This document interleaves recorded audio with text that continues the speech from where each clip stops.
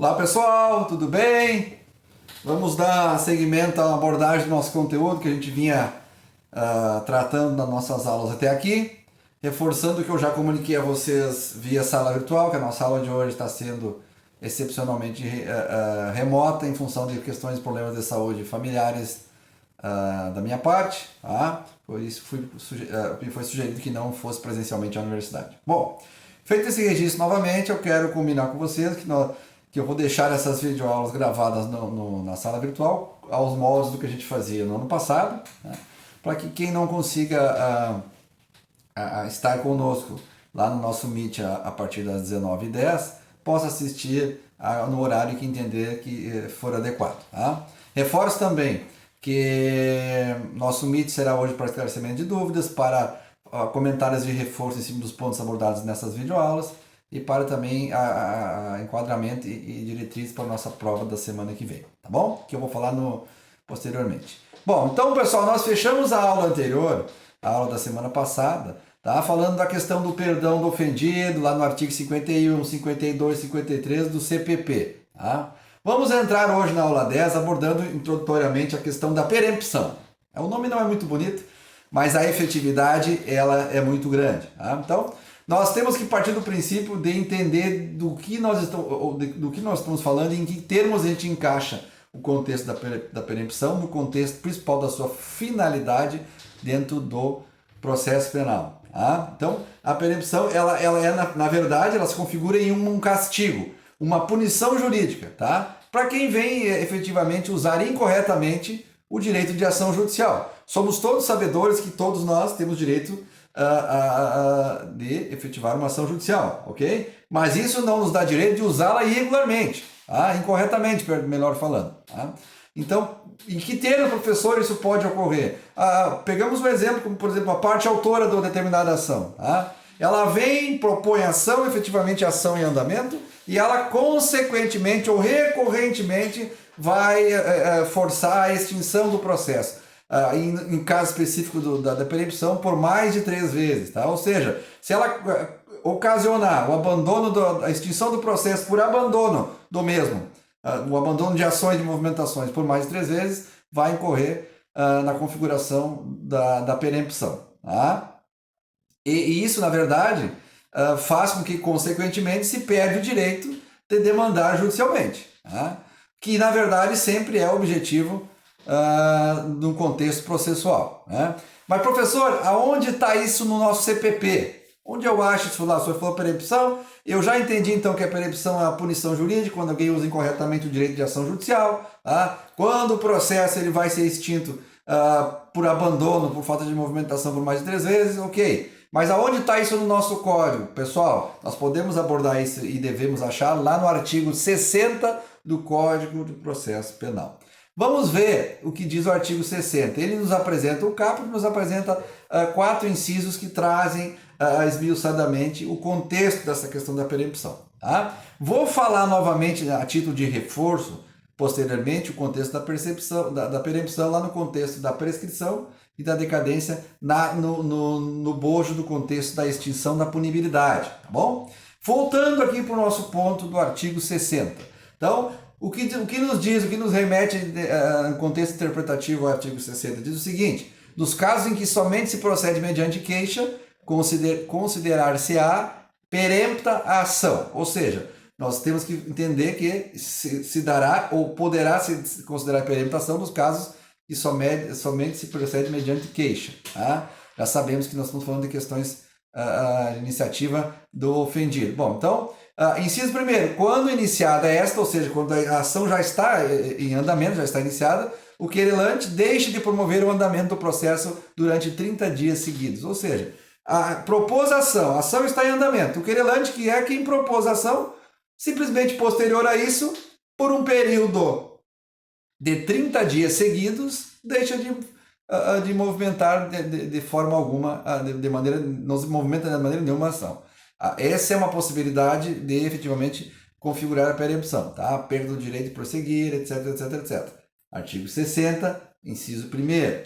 Inciso 2º, quando falecendo o querelante ou sobrevindo sua incapacidade, ou seja, quando o querelante, o propositor da ação, falece, Ah, mas então ele faleceu, terminou a ação. Não, não é assim que funciona. Ou quando ele vem, porventura, de forças de saúde, ou até consequências de acidentes, etc., eles vêm, ou seja por motivo que for, vem a ficar incapaz.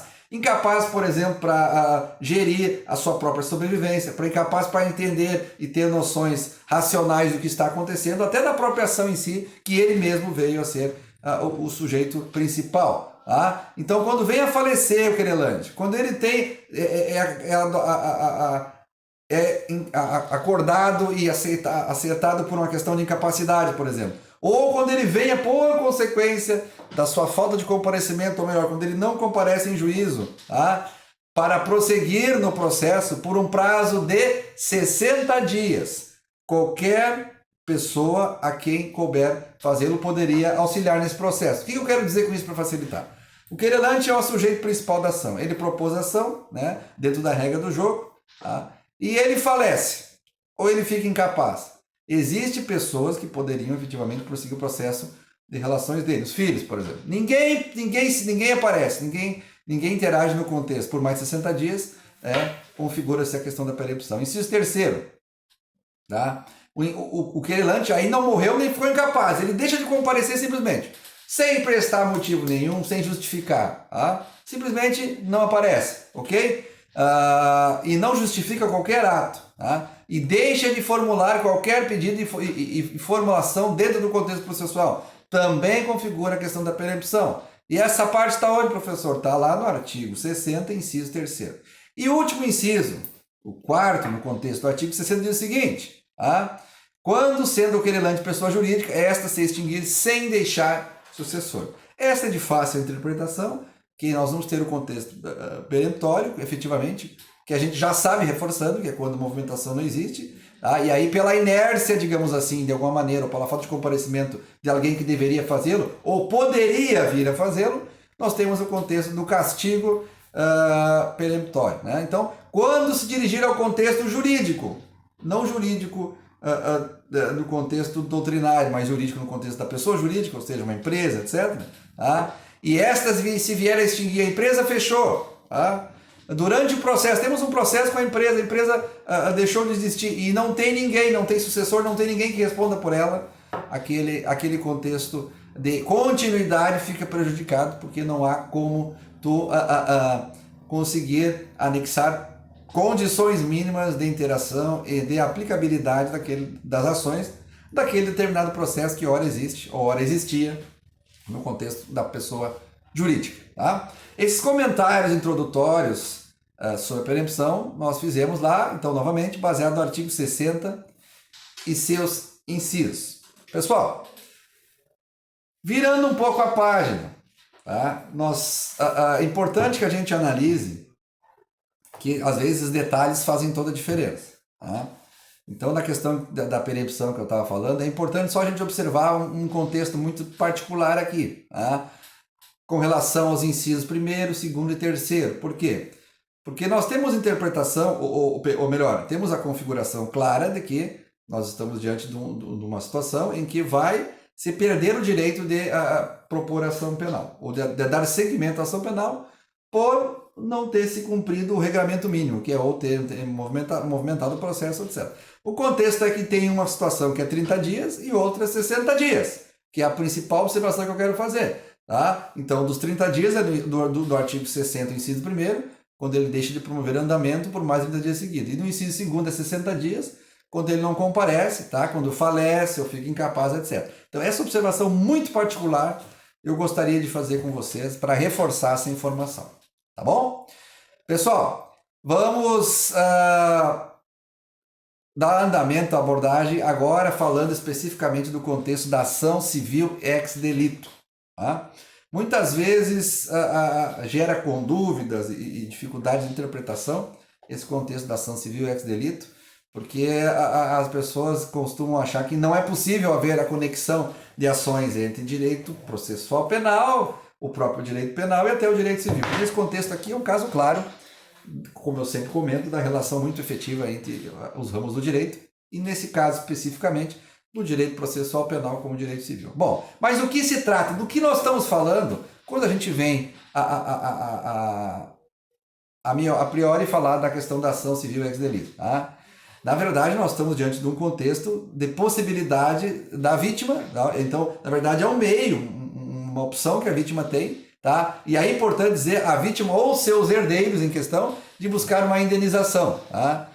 Indenização por quê, professor? Por prejuízo que venha a ser causado por algum crime, por óbvio. Né? Então, esta ação civil ex delito pode ser movida pelo ofendido ou pelo seu representante legal, tá? E se esse representante legal, se o ofendido vier a óbito, pode ser, como eu falei antes, impetrada pelos canais legais, pelos herdeiros. Tá? Então, reprisando, ação civil ex delito, opção ou meio que a vítima tem para buscar uma indenização em cima de prejuízos que venham a ser causados por um crime da esfera penal, da esfera criminal, tá bom? Então essa ação vai ser movida pelo ofendido, por seu representante legal, ou na falta do ofendido, por um motivo ou outro, tá? Pelos herdeiros, caso haja, tá bom? Bom, então, feita essa abordagem, a gente vai partir da necessidade de entender que nós estamos falando de uma ação civil, tá? Ou melhor, ela vai ser ajuizada na esfera civil, tá? Pelo ofendido. Professor, mas como? Nós estamos em processo penal. Volto a dizer, é uma possibilidade, um meio que a vítima tem de buscar uma reparação de um dano causado, ou seja, uma reparação de um dano causado ou como consequência de um crime cometido. Tá? Então, essa é o contexto de interpretação importante que se tem em cima do contexto da ação civil ex delito, intrinsecamente falando. Tá? Então, nós partimos do princípio que nós já temos a informação, e isso nós temos lá, por exemplo, no nosso artigo 63, que eu vou falar depois, mas só vou comentar brevemente, tá? Que traz para nós a configuração básica de que, havendo uma condenação criminal, torna certo o dever de indenizar. Ou seja, se nós tivermos uma condenação criminal onde diga que há dever do infrator, do criminoso, indenizar por isso, por aquilo ou por aquele outro, é certo esse dever de ser cumprido. Tá? Então, o que no artigo 63 do CPP nos encaminha lá? Transitada e julgada uma sentença condenatória, poderá ser promovida uma execução do juízo civil, tá? Para claramente obter uma referida reparação do dano que sofreu o ofendido, tá? Ou seus herdeiros em questão, tá bom? Bom, feita essa observação, nós já temos então uma convicção clara de que nós estamos diante da ação civil ex delito da possibilidade de buscar a reparação a qual eu tenho direito em eu sendo vítima. Tá? Então, eu tenho esse contexto de possibilidade de buscar essa reparação. Tá? No contexto do Código, abordamos inicialmente no 63. No contexto doutrinário, tá? nas obras, por exemplo, de Fernando Capres, do curso Processo Penal, etc., ele segue a linha do Código com observações peculiares e algumas principais. Tá? Então, o que acontece? Ele faz o link entre o Código Civil, o Código de Processo Penal e o Código Penal para alinhar as informações. Tá? Então, nós estamos diante, no contexto da ação civil ex delito, tá? Da possibilidade de uma ação, tá? Efetiva, ainda que exclusivamente moral, por exemplo. Por quê? Porque existem crimes de ordem moral que causam dano a alguém. Pode ser um dano à imagem. Tá? Então, isso é um crime, por exemplo, de calúnia e difamação. Tá? É um crime que causa danos, tá? Então, injúria, etc. Então, pode ser transformado numa indenização que vai ser feita via ação civil, caso seja o caso específico a ser configurado. Tá? Nessa mesma linha de doutrina, ele traz uma comparação, por exemplo, com o artigo 63, que eu comentei falando antes, tá? E faz o foco para a questão do ofendido, do representante, e principalmente no contexto da existência de herdeiros, tá? Que tem direito de executar nocível a sentença penal. Por que eu faço a ênfase no cível? Porque não esqueço que no contexto penal, processual penal, não se pode transpassar algumas questões de ascendência, tá? Algumas questões, tá bom? Bom, então, se nós estivermos diante da instância penal que reconheceu de fato a existência do ilícito, ou seja, a instância penal reconheceu então que houve um crime tal, tá? Bom, então já temos a configuração criminal clara, tá? Então, agora pode-se partir para a discussão na esfera civil, tá? Para que se possa efetivamente caracterizar o referido ilícito civil e, em cima dele, avaliar qual vai ser o dano e qual o valor a ser efetivado para a vítima. Tá ok? Continuaremos no próximo bloco com a abordagem da ação civil ex delito.